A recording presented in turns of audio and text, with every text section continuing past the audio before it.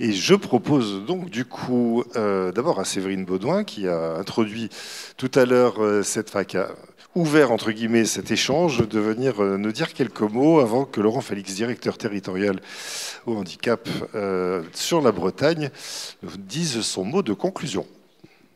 Bien, je crois qu'on peut tous être d'accord pour dire que ce fut un après-midi très riche. Enfin, moi personnellement, j'ai appris beaucoup de choses sur l'épilepsie et puis aussi la manière dont on sait la prendre en charge. Alors d'abord, j'ai entendu l'Université de Rennes qui nous a accueillis et qui nous a dit qu'elle avait un super plan d'action sur le handicap. Donc s'il y a encore des personnes de l'Université de Rennes, moi je ne peux que vous encourager à venir conventionner parce qu'on a été tout à fait enthousiasmés par ce que vous nous avez présenté et je pense qu'on peut vraiment venir financer à vos côtés votre programme. Plus sérieusement, et pour revenir sur l'objet de notre réunion de cet après-midi et sur le sujet de l'épilepsie, alors on a d'abord joué, hein, ça a été quand même assez ludique, entre les quiz et puis les petites sollicitations tout l'après-midi pour voir quel était notre niveau. Moi je retiens qu'on a des biais cognitifs, que notre cerveau souvent nous joue des tours. Et du coup, on a aussi beaucoup d'idées reçues et c'est ce qui parfois nous conditionne dans la manière dont on perçoit les autres et dont peut-être aussi on perçoit les troubles de l'épilepsie. Le docteur Ricordo a été vraiment très, très pédagogue. On a compris, je pense, un peu mieux ce qu'étaient les crises. On a compris aussi qu'il y avait des épilepsies, qu'il n'y avait pas que les crises comme manifestation de cette maladie, qu'il y avait des troubles associés. Je retiens notamment la notion de fatigabilité, de troubles cognitifs. Et nécessairement, tout cela a des retentissements sur la vie professionnelle.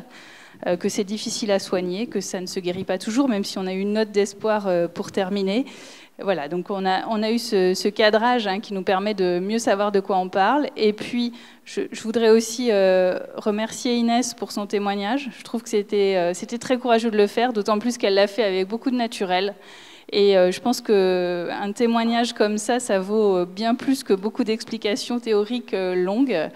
Et alors, ce qui était encore mieux, c'est qu'elle nous a présenté une success story, puisque ça se finit par un CDI. Donc ça, c'était, on se réjouit avec elle, et je pense que c'était une belle leçon de vie qu'elle nous a donnée.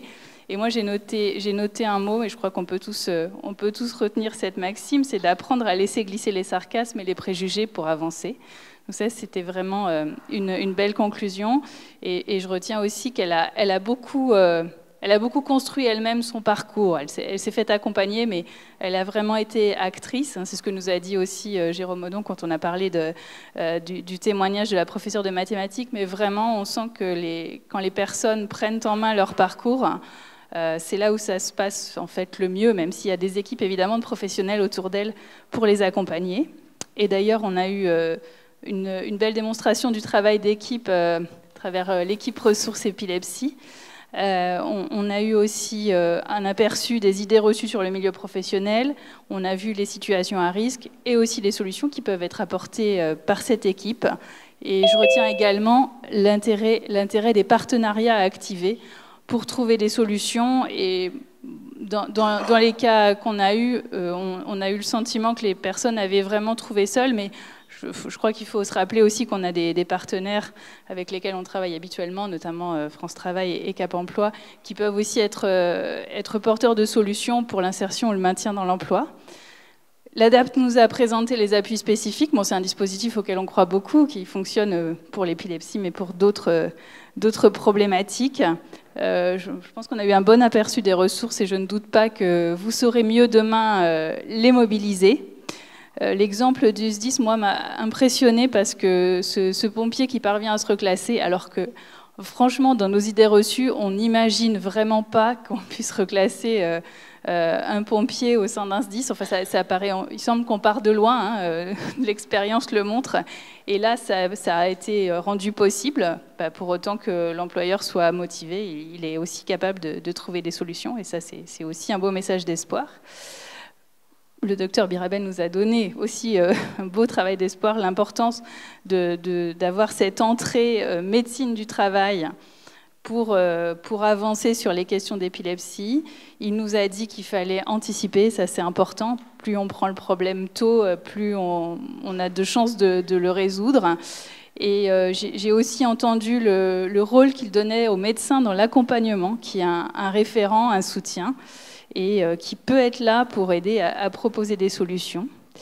Alors, je vais citer une maxime africaine. Si je retiens un mot de cet après-midi, c'est que seul on va plus vite, mais ensemble on va plus loin. Et donc voilà pour ce que j'ai retenu, enfin sans doute beaucoup plus de choses, mais de cet après-midi. Et je vous remercie en tout cas de votre participation. On est très contents, nous, d'avoir organisé ce Tour de France parce qu'on est vraiment allé dans les territoires à votre rencontre et pour nous aussi, c'est quelque chose qui est précieux. Vous pourrez revoir si vous avez aimé et surtout faites partager, faites savoir que c'était bien. On va mettre le replay de la manifestation sur le site internet du FIP.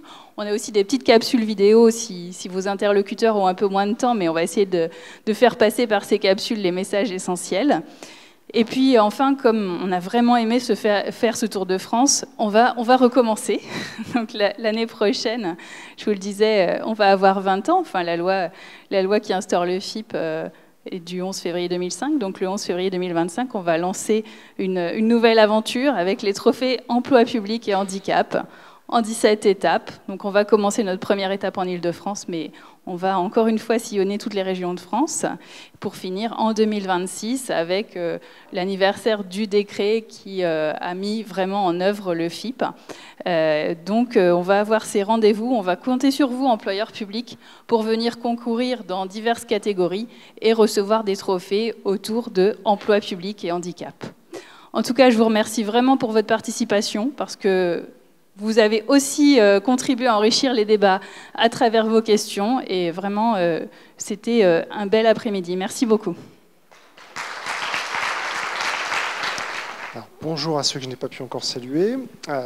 J'ai une bonne nouvelle, une mauvaise nouvelle et une très bonne nouvelle. Alors, la bonne nouvelle, c'est qu'après mon intervention, il y a un cocktail effectivement qui vous sera proposé en sortie de salle. La mauvaise, c'est que je dois intervenir encore quelques minutes, mais ce sera assez court et c'est donc la très bonne nouvelle. Mon propos sera très court.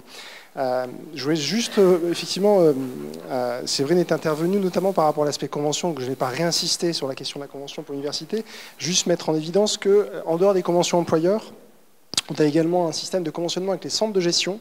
Alors le centre de gestion du Finistère est toujours présent, je le vois, celui du Morbihan de nous quitter, donc c'est aussi des conventions qui sont importantes pour nous, pour pouvoir toucher les plus petites collectivités qui peuvent bénéficier effectivement de leur accompagnement, pour accéder aux aides du FIP et avoir le meilleur accompagnement possible à destination des agents. Et je me tourne à présent aussi vers les référentes handicap mutualisées donc pour la fonction publique hospitalière, c'est une autre convention qu'on a avec la Fédération hospitalière de France. Et on a la chance en Bretagne d'avoir ce dispositif qui est couvert par 2 personnes qui vont refuser de se lever si je leur demande, mais qui sont donc bien dans la salle, Natacha Losti, Sandrine Alix, qui sont présentes et qui couvrent donc le territoire breton pour la... Alors toujours aussi un peu avec le même esprit par rapport au CDG, l'esprit est quand même de toucher les plus petits établissements de la fonction publique hospitalière, en particulier les EHPAD, et donc elles interviennent sur les territoires pour justement les accompagner, toujours sur cette question de la politique handicap. Ensuite, je vais m'associer aux remerciements qui ont été formulés déjà aujourd'hui. Donc l'université, bien sûr, de nous avoir accueillis.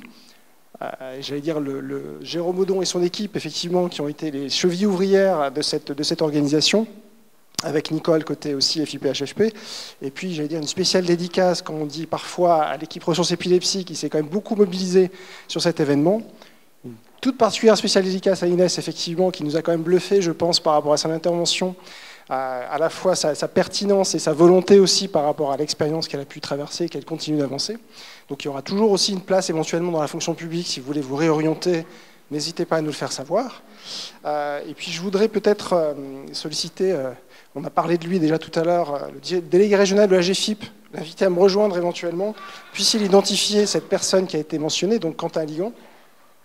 Alors juste pour évoquer le fait qu'on est dans un partenariat assez nourri sur les territoires, également avec l'ARS d'ailleurs, qui est représenté ici également et qui est un soutien très plus que précieux pour l'équipe ressources épilepsie et qui intervient à nos côtés, notamment sur la question du financement de l'emploi accompagné notamment, mais qu'on essaye aussi avec lesquels on essaye de travailler globalement sur l'articulation des offres de services. Et c'est sur ce point que je souhaiterais entendre peut-être M. Aligan, puisque c'est le spécialiste mondial de la question de l'articulation des offres de services, puisqu'on porte ensemble à la fois les appuis spécifiques, l'emploi accompagné, Comet France, dans le cadre d'une convention nationale qu'on a avec la GFIP. Mais au-delà de ça, il y a un travail régional qui est effectué avec un partenariat beaucoup plus large, et dont, la principale cheville ouvrière est la personne ici présente. Donc je vais peut-être le laisser indiquer, puisqu'on a travaillé sur la question des parcours aussi aujourd'hui. On a vu à travers celui d'Inès, ou de la personne du SDIS qui était aussi concernée, quelle est la vision un peu que l'on porte au niveau régional sur cette question de l'articulation des offres de services. Vous avez 30 secondes. 1 minute. Merci. Bonjour à tous et à toutes. Merci Laurent pour ce moment d'improvisation m'amenant à vous amener ma réflexion sur l'articulation des offres de services. Plus particulièrement, la question du handicap, notamment du handicap invisible, nous amène à réfléchir, nous qui sommes à porter une politique publique et des fonds et la mobilisation des éléments financiers, à réfléchir sur le territoire comment on peut répondre au mieux aux besoins des personnes pendant un parcours.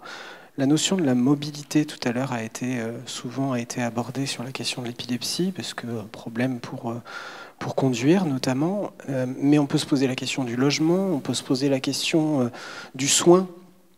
Et tous ces éléments-là, il est nécessaire que nous puissions, nous à la main des financements publics, nous poser la question de l'articulation des offres de services des uns et des autres. Et c'est pour ça qu'on a travaillé au sein du PRITH à identifier quels seraient les chantiers nécessaires pour travailler au plus proche du terrain, parce qu'une politique régionale, c'est bien, mais c'est surtout sur le terrain que ça se passe, pour réussir à ce que les acteurs que vous êtes ou que d'autres sont se parlent et permettent de répondre à une offre de service qui permette de fluidifier les parcours. Voilà en 2 mots ce qu'on essaie de porter ensemble, qui n'est pas toujours très simple, parce que ça pose la question du temps disponible pour le faire, de la coordination pour le faire, mais ça donne de beaux résultats quand on voit des parcours où les uns et les autres se sont parlé, notamment quand on parle des jeunes qui sortent vers l'emploi, de pouvoir bien accompagner ces parcours.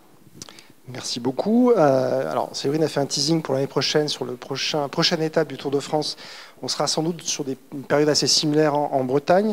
Peut-être un teasing complémentaire, c'est qu'on va essayer de travailler peut-être avec l'équipe ressources épilepsie aussi pour pouvoir proposer une manifestation à l'échelle nationale, en fait, dans le cadre d'un webinaire peut-être, qui pourrait servir pour le coup à l'ensemble des territoires sur la question de l'épilepsie. Et du coup, on pourra éventuellement en réfléchir pour le faire à la fois sur la fonction publique, sur les 3 versants, mais aussi côté privé, donc pouvoir bénéficier des réseaux des 2, à la fois public et privé. Donc on pourra effectivement, je pense, sur 2025, travailler à ce sujet. Je pense sur lequel on a sans doute aussi eu beaucoup d'informations éclairantes aujourd'hui avec les différentes interventions.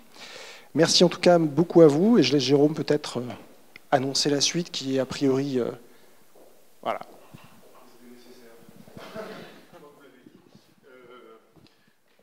Non, la suite, c'est que, comme vous le disiez, Laurent, vous êtes cordialement invité à ce cocktail qui est juste derrière. Donc voilà, il me reste à vous remercier, mais je ne veux pas faire la clôture de la clôture parce que ça ne m'appartient pas. Donc voilà, très bonne soirée à tous. Merci de votre présence et de votre contribution.